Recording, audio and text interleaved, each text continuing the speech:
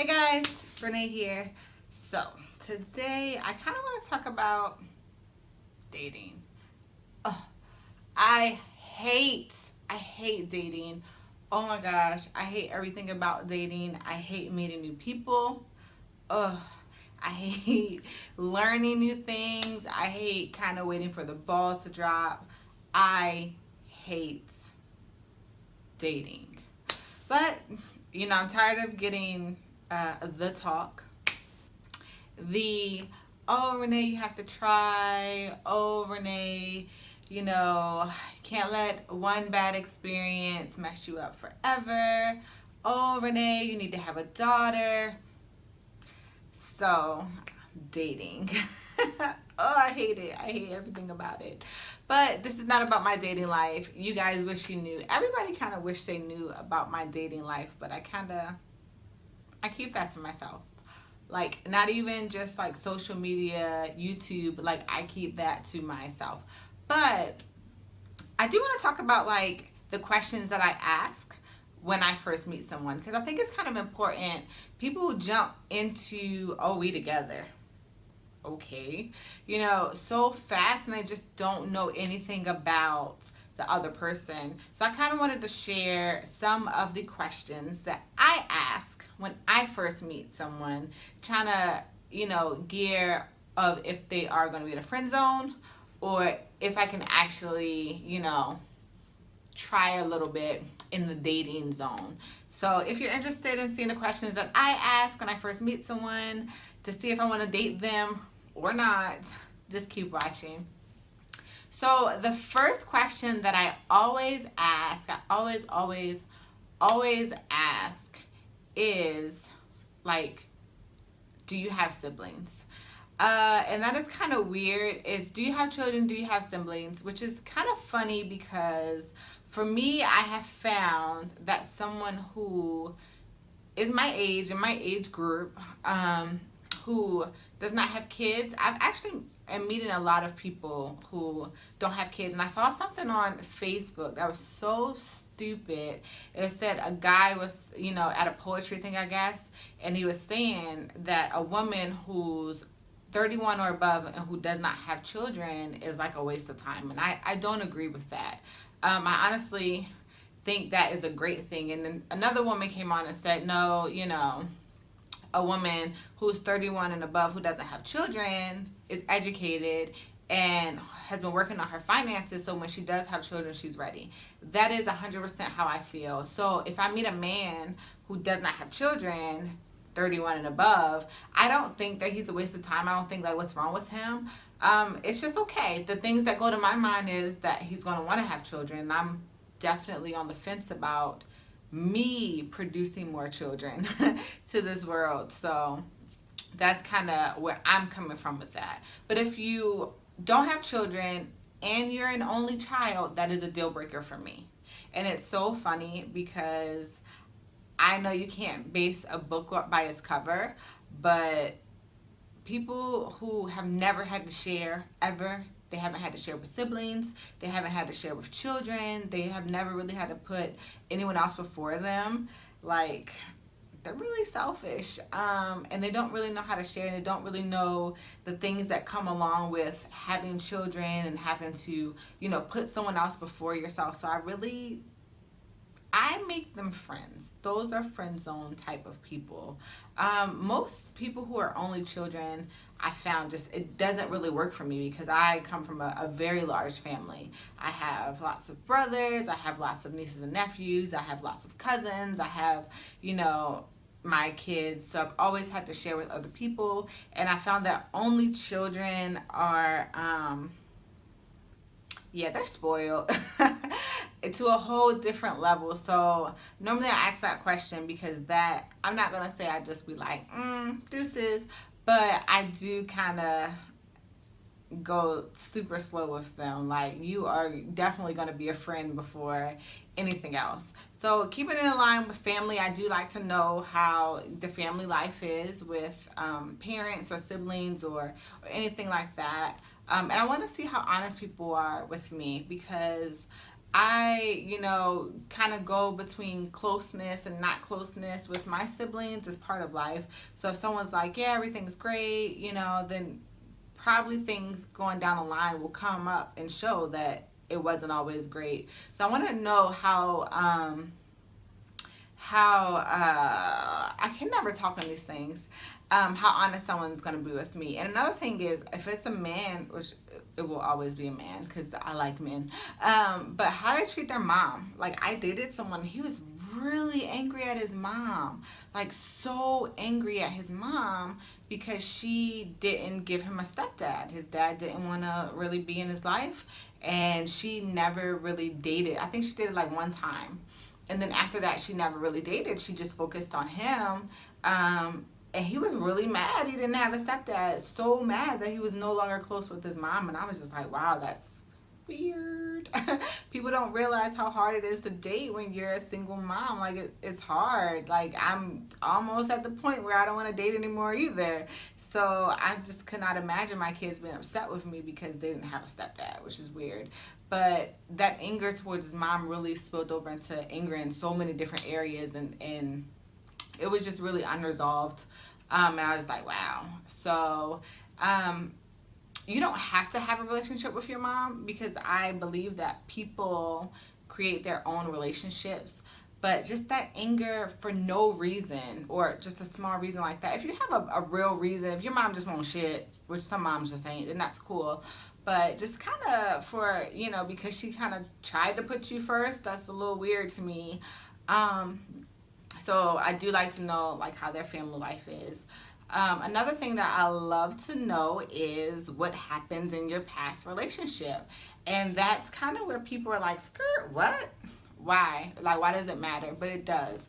Because I want to know, especially if a man was married, what made you leave your family? Like, what took you to the point of no longer wanting to be in that relationship anymore and wanting to walk away and choosing to walk away? Because I feel like it's kind of really difficult for a man to leave his family, especially if he has children. So I want to know what happened. And this is not a conversation that is like one sit down session. It kind of comes out in little pieces.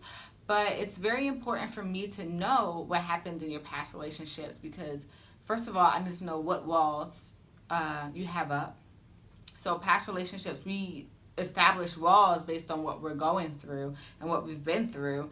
So if I know what happened before, I kind of know what I'm up against now. And I want to know what you did, what they did, what hurdles you guys went over. And a lot of times in having these conversations, it brings out things that you've gone through too. It's so funny because I was talking the other day, and my friend was like, yeah, I had a woman slash off 4 of my tires, and I just went and got 4 new tires. I said, well, I had a man slash off 4 of my tires, and I just went and got a new car. So it's funny because if you're sharing situations and you're in the same age range as someone, a lot of times, you guys have kind of been through similar situations. Now, everybody ain't been through that. That's a little crazy. But, it's just funny that it happens like that sometimes. So another big for me is I like to talk about sex. So for me, the reason that I like to talk about sex, first of all, everybody ain't getting sex. Not even close. There's too much stuff going around out here.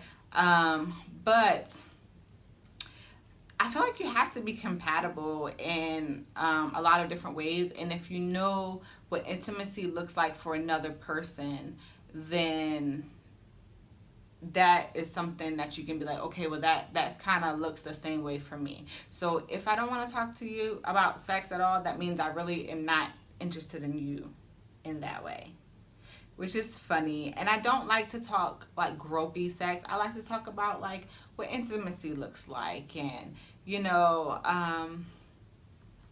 let's see, different things that you might like. Are you a kisser or no? Are you a cuddler or no? I don't ask people how many partners they've had. We're adults. I don't ask people, what's your favorite position. I don't really care. But I like to know, you know, what that closeness with another person looks like and feels like and does for you. So those are things that I like to talk about when I first meet someone or as I am getting to know someone. I think that a lot of people are in such a rush to get married just to say that they're married. Like, and I don't think so. That's just not going to be me. I don't want to settle. I don't think settling is an option for me. I thought about it a couple times. How easy would it be, if someone paid half my rent, or, if I came home and there was someone there every day. But honestly, if I came home and there was someone there every day who I didn't like, I wasn't attracted to, who I argued with and had no chemistry with, I would be miserable for the rest of my life. So I'm happy, living the way that I'm living right now by myself, paying all my bills, taking care of the kids. And it's like I've put so much energy and effort into this person that I am becoming every single day, that I don't think just anyone's gonna get in. It's just not gonna happen. He has to be a pretty awesome guy who I really have chemistry with. But the friendship part is necessary, guys. So you might, still be out there dating in your 30s like me, and just be like, oh my gosh, I cannot believe I'm not married. I thought by now I would be. Yeah, absolutely. But things happen for a reason, and I still am a hopeless romantic. I still believe that there's someone out there for everyone. I'm just waiting for his ass to find me.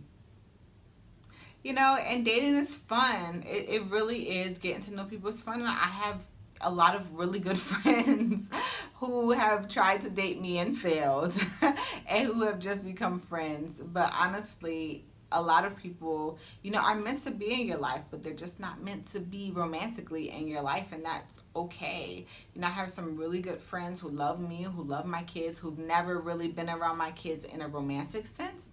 But because as soon as we started talking, it was like, okay, yeah, this is a friend. This is a friend.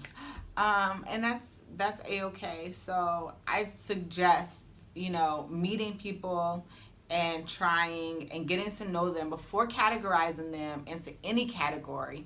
Going on dates, eating, having fun, laughing, chilling, allowing people to show you who they really are, because that statement is so true, that when a person shows you who they are, believe them. And honestly, that is good or bad. Like, there are some really, really great people out there, but there's so many facades and things with social media, and I have to be a certain way, and I have to look a certain way, and I have to do things a certain way.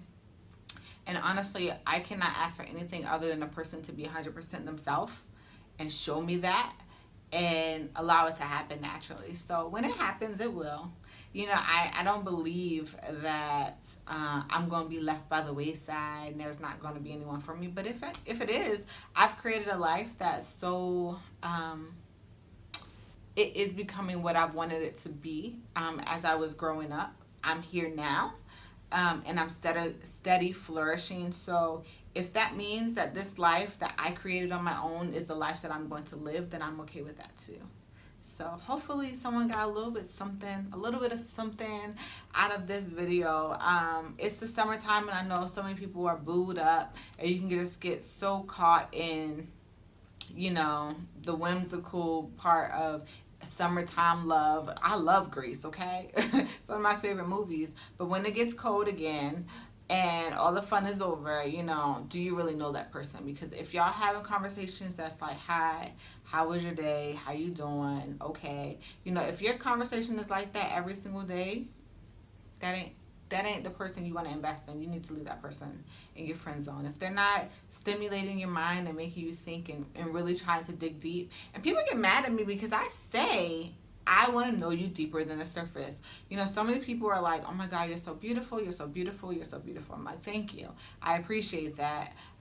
I didn't earn that though. That was given to me. My parents did that thing and they made me. And because of my genes, I look the way that I look. But my mind, who I am, who I become, this life that I've created, this is what I've done on my own. So if you're not trying to get past the whole you pretty thing, that it's it's not really gonna work for me.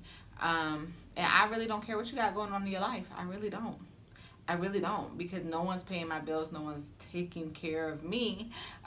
So, you can have so much going for you, but if you cannot stimulate my mind and really be there for me and really like enhance who I am as a person, then I'm not gonna waste my time. So, I don't know what I'm talking about on this thing. I don't know. I'm just rambling, but I don't. I've wanted to talk about this for a couple days now. So I don't know. Maybe someone needed to hear it. Maybe I needed to hear it. I don't know, but thanks guys for watching. Hope you're having an amazing day. It's beautiful outside. Hope everyone had a safe Memorial Day. And until next time, bye.